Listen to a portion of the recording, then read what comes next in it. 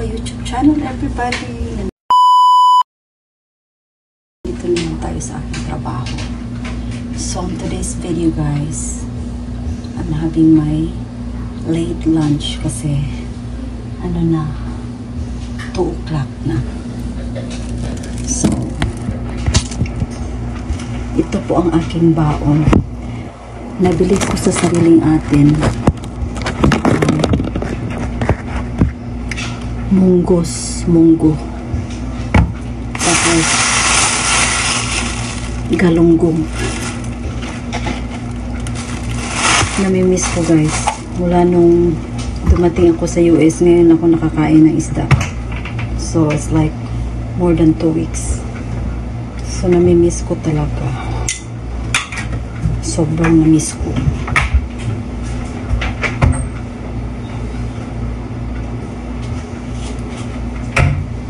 Tapos, ang aking rice is cauliflower rice. It's my 3rd day na hindi na ako kumakain ng regular rice. Cauliflower na may mushroom at saka ano to? Basta vegetable lang siya. So, yun lang ang rice ko guys. Strict diet na si Minolti. Kasi hindi na talaga pwedeng yung taba, hindi na talaga pwede.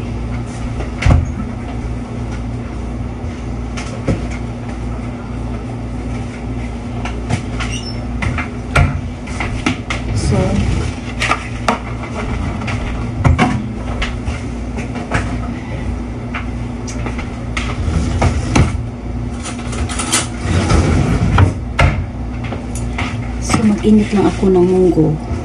Initin ko kung anong kaya kong kainin today para hindi siya mag-waste. Kasi 1 week tong budget.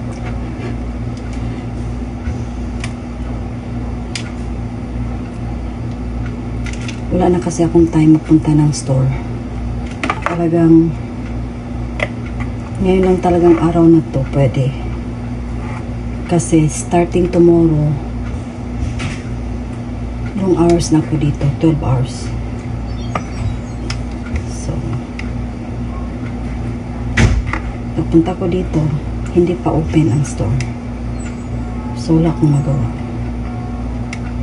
So, I have to ask my son next week pag magpabili ako ng makakain. Kasi, so, ininit ko muna yung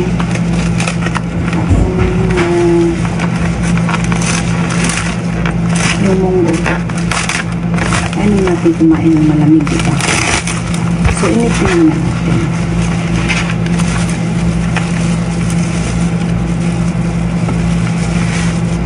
Tapos, hindi ko na initin itong isda.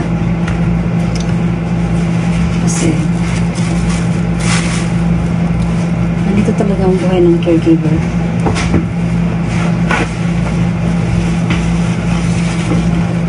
So,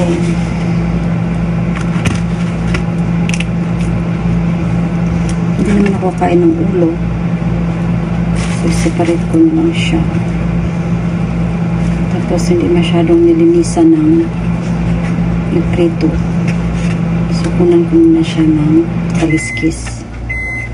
Ayan o. Tapos na yung ano.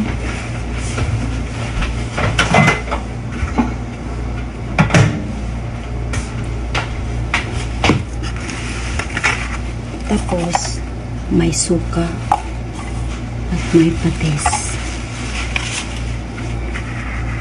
Kasi libre doon sa sarili natin. So, nagkuha naman ako. Kasi alam ko walang suka dito, walang tuyo.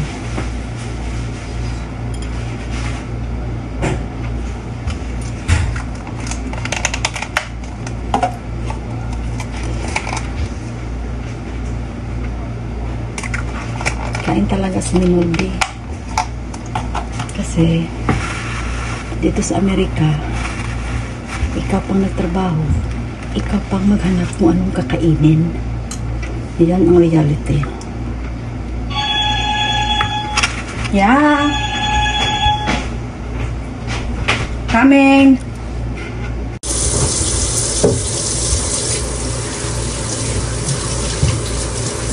Magkamay ako. Sa isda, magkamay tayo, di ba? Ayoko namang magkamay ako all the way kasi meron tayong munggo. Yummy, yummy. Enjoy ko talaga tong munggo, guys. Talagang hindi din ako kumakain ng onion. So, ito lagi ang problema, guys. So, pag di ta mukaon o panakot, problema yun. Kailangan magluto, di magbutag panakot, di ba? So, problema na nako ni. So, mag-umpisa na tayo. Namimiss ko tong isda.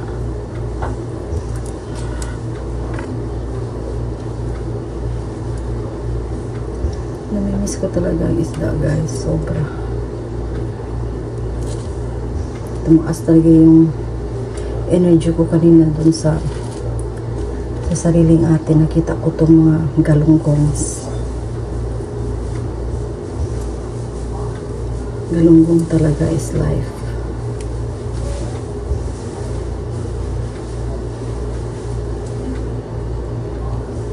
Problema lang ang tunok. So,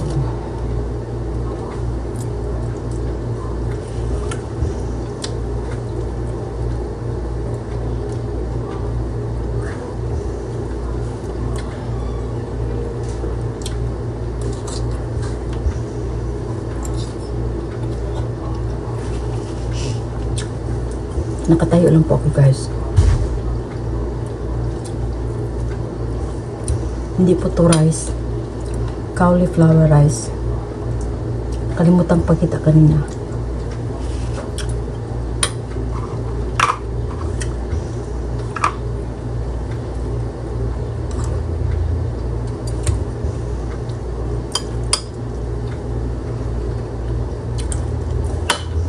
Nagugutom si Minolby.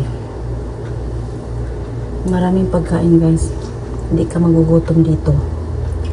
Pero isda, hanapan mo talaga ng paraan. Kaya gumising talaga ako ng maaga.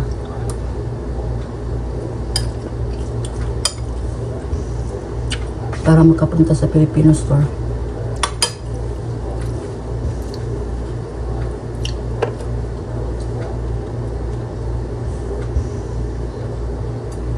Kailangan talaga kasi Saturday na bukas.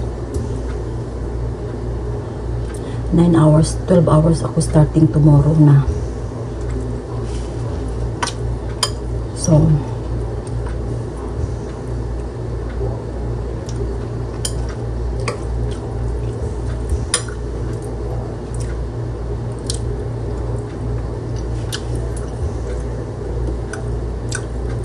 kausapin ko yung anak mamaya kung mapunta dito this weekend.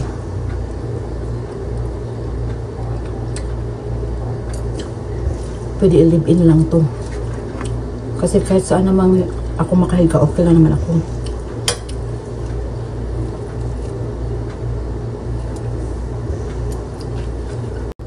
Sana papaya para hindi na ako mag-drive everyday. Sana talaga.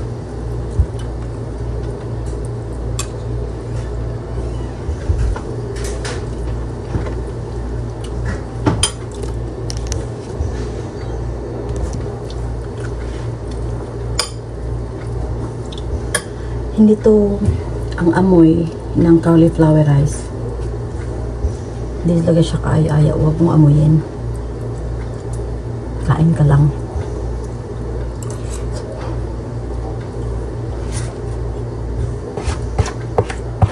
Kasi hindi talaga magustuhan.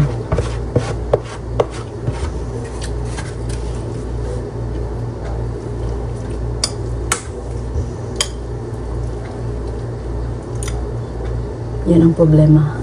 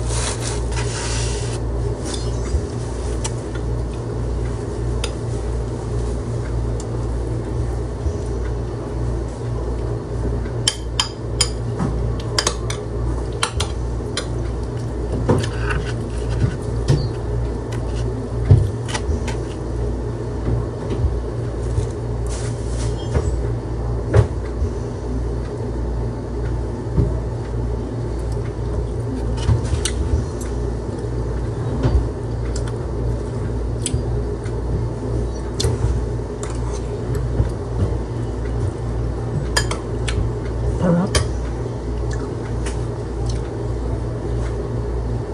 At paka-healthy pa. Ayan ang amo kong lalaki. You okay, Dave? I'm fine. Go up a minute. Get that checked out and write the water bill. Are you going out? Up, then down. Slowly. Palagi nag-away mga muras ng mga iring biro.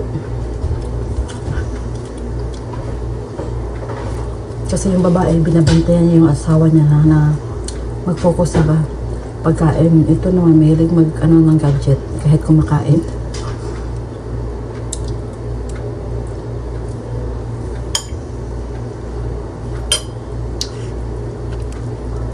Masarap talaga pag Filipino food, no? Ang saya ko nakarating ako ng Pilipinas.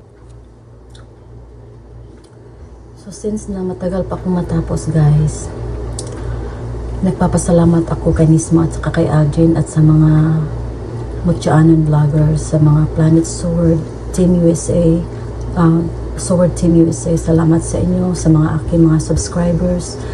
Salamat. Weekly po ako mamimigay ng bigas na ngayon.